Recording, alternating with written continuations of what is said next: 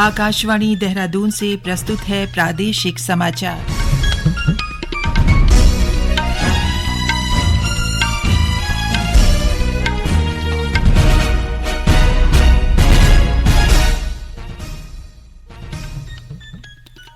पहले मुख्य समाचार।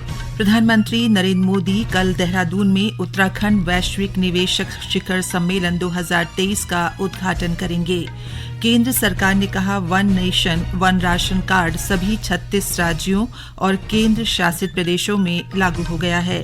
सशस्त्र सेना झंडा दिवस पर राज्यपाल लेफ्टिनेंट जनरल गुरमीत सिंह ने शहीदों को श्रद्धांजलि दी और केंद्र सरकार की जन कल्याणकारी योजनाओं से आम लोगों को जोड़ने के लिए विकसित भारत संकल्प यात्रा प्रदेश में जारी है।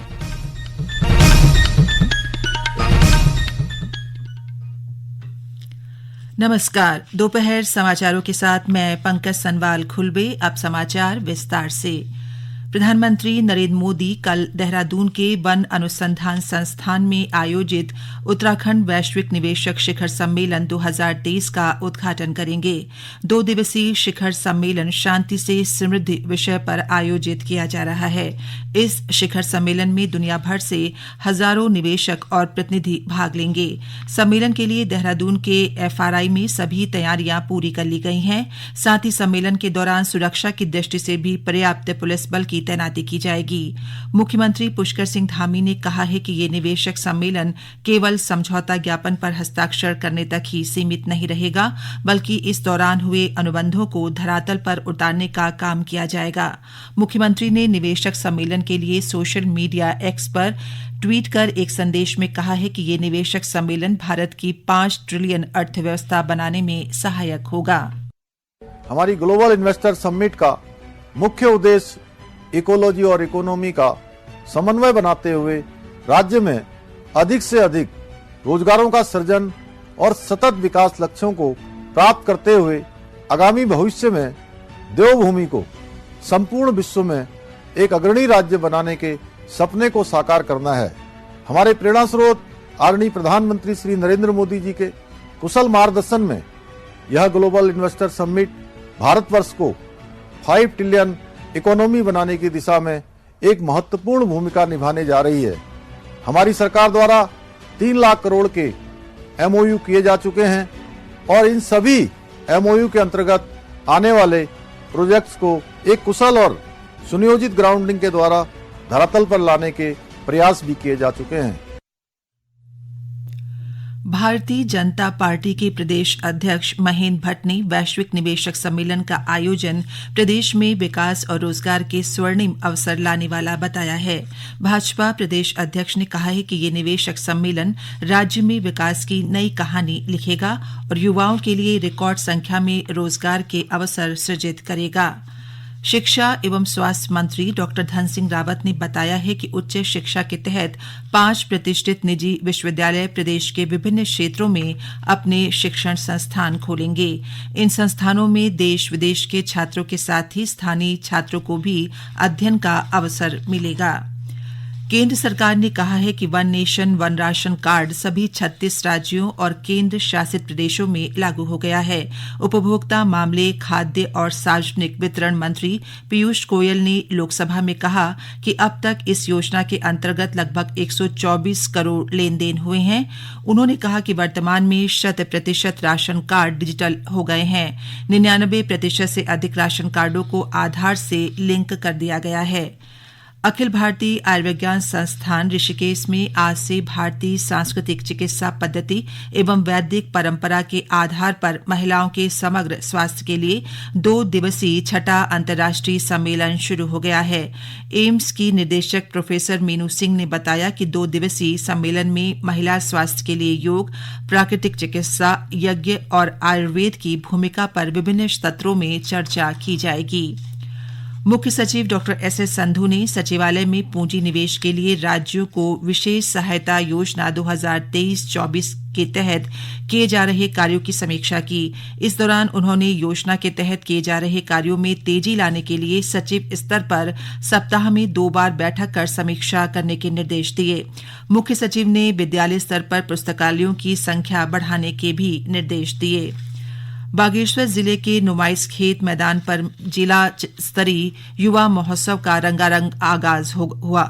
महोत्सव में सांस्कृतिक कार्यक्रमों की धूम रही। प्रतियोगिता में गरुण, बागेश्वर, कपकोट की 30 टीमों ने एकल संगीत, एकांकी नाटक, जागर समेत विभिन्न विधाओं की प्रतियोगिताओं में हिस्सा लिया। इस दौरान विधायक पार्वती दास ने कहा कि इस तरह के महोत्सव संस्कृति के संरक्षण में मील का पत्थर साबित होते हैं। उन्होंने सभी से अपनी संस्कृति के संरक्षण के लिए प्रयास करने की अपील की। ये समाचार आप आकाशवाणी के देहरादून केंद्र से सुन रहे हैं। केंद्र सरकार की जन कल्याणकारी योजनाओं से आम लोगों को जोड़ने के लिए महत्वाकांक्षी विकसित भारत संकल्प यात्रा प्रदेश में जारी है। इसी क्रम में संकल्प यात्रा रथ का सूचना, शिक्षा और संचार रथ देहरादून के मोहबेवाला और ब्रह्मापुरी में पहुंचा। इस दौरान सरकारी विभाग के स्टॉल्स के माध्यम से आम लोगों को सरकार की योजनाओं के बारे में बताया गया। मोहबेवाला में आयोजित कार्यक्रम के दौरान 45 लोगों ने प्रधानमंत्री आवास योजना के तहत पक्के मकान के लिए आवेदन किया। वहीं ब्रह्मपुरी में आयोजित कार्यक्रम में लोगों ने आधार कार्ड, प्रधानमंत्री उज्ज्वला योजना, आयुष्मान योजना की जानकारी ली। इस मौके पर कई महिलाओं को उज्ज्वला योजना से जोड़कर उन्हें मुफ्त गैस चूल्हे वितरित किए गए। साथ ही उपस्थित लोगों को विकसित भारत में योगदान की शपथ भी दिलाई गई। उधर उधम सिंह नगर के रुद्रपुर विकासखंड में विकसित भारत संकल्प यात्रा के तहत आयोजित मेरी कहानी मेरी जुबानी कार्यक्रम में चांचर गांव की लाभार्थी शबनम ने अपने अनुभव साझा किए। मेरा नाम सनम खान है। मेरे समूह का नाम सना स्वयं सहायता समूह है, जिसकी मैं सदस्य थी। पहले मैं समूह में जुड़ी, फिर उसके बाद मुझे 6 समूह दिए गए। मैं सक्रिय महिला बनी और सक्रिय महिला बनकर मैंने अपने गांव में काम किया, सबको सारे समूह को ट्रेन किया।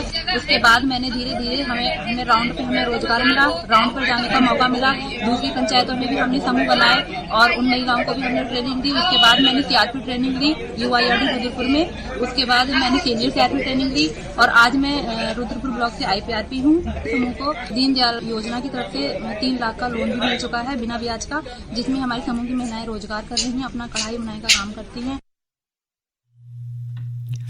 आज सशस्त्र सेना झंडा दिवस है। ये दिन सशस्त्र बलों में शहीदों और सैनिकों के सम्मान के लिए हर साल 7 दिसंबर को मनाया जाता है। झंडा दिवस का उद्देश्य सैनिकों द्वारा राष्ट्र के प्रति किए गए निस्वार्थ योगदान के प्रति आभार व्यक्त करना है। राज्यपाल लेफ्टिनेंट जनरल गुरमीत सिंह ने भारतीय सशस्त्र सेना झंडा दिवस पर शहीदों को श्रद्धांजलि अर्पित की। राज्यपाल ने कहा कि भारतीय सशस्त्र सेना झंडा दिवस हमें हमारे सशस्त्र सैन्य बलों की वीरता का स्मरण कराता है। राज्यपाल ने प्रदेशवासियों से भारतीय सशस्त्र सेना झंडा दिवस के अवसर पर सशस्त्र सेना के कल्याण कोष में सामर्थ्य अनुसार सहयोग करने की अपील की। चंपावत जिले में राज्य आंदोलनकारियों के पुनः परीक्षण, चिन्हीकरण और समस्याओं को लेकर जिलाधिकारी नवनीत पांडे की अध्यक्षता में बैठक हुई। बैठक में राज्य आंदोलनकारियों की विभिन्न समस्याओं के साथ ही लंबित आवेदनों पर चर्चा की गई। जिलाधिकारी ने इस दौरान पुराने लंबित आवेदनों पर उप जिलाधिकारी और पुलिस के माध्यम से पुनः जांच आख्या प्रस्तुत करने के निर्देश दिए। चंपावत जिले के विभिन्न विद्यालयों में आपदा से बचाव का प्रशिक्षण दिया जा रहा है। इसी क्रम में पाटी ब्लॉक के राजकीय इंटर कॉलेज लीठाखाल में आपदा प्रबंधन प्राधिकरण चंपावत के मुख्य प्रशिक्षक भरत गोसाई ने छात्रों को आपदा संबंधित प्रशिक्षण दिया। इस दौरान आपदा प्रबंधन एवं जन जागरूकता, बाढ़, भूस्खलन, भूकंप और वनाग्नि के बारे में जानकारियां भी दी गईं। देहरादून के राजकीय इंटर कॉलेज किशनपुर में विद्यालय शिक्षा विभाग द्वारा पंडित दीन दयाल उपाध्याय शैक्षिक उत्कृष्टता पुरस्कार सम्मान समारोह का आयोजन किया गया। कार्यक्रम में राज्य स्तर पर जिले के सर्वश्रेष्ठ 4 छात्रों को पंडित दीन दयाल उपाध्याय शैक्षिक उत्कृष्टता पुरस्कार से सम्मानित किया गया। जनवरी में बागेश्वर में होने वाले उत्तरायणी मेले के लिए अभी से तैयारियां शुरू हो गई हैं। ये मेला 14 से 20 जनवरी तक चलेगा। जिलाधिकारी अनुराधा पाल ने मेले को सफलतापूर्वक संपन्न कराने के लिए अधिकारियों को आवश्यक निर्देश दिए हैं। उन्होंने मेले को भव्य और आकर्षक बनाने के लिए सभी विभागों को जिले के नुमाइश खेत मैदान में स्टॉल लगाने को कहा है। अंत में मुख्य समाचार एक बार फिर।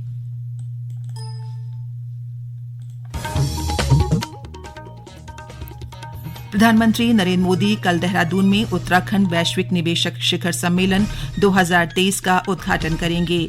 केंद्र सरकार ने कहा one nation one ration card सभी 36 राज्यों और केंद्र शासित प्रदेशों में लागू हो गया है। सशस्त्र सेना झंडा दिवस पर राज्यपाल लेफ्टिनेंट जनरल गुरमीत सिंह ने शहीदों को श्रद्धांजलि दी और केंद्र सरकार की जन कल्याणकारी योजनाओं से आम लोगों को जोड़ने के लिए विकसित भारत संकल्प यात्रा प्रदेश में जारी है। इसके साथ ही प्रादेशिक समाचार का ये बुलेटिन समाप्त हुआ। नमस्कार।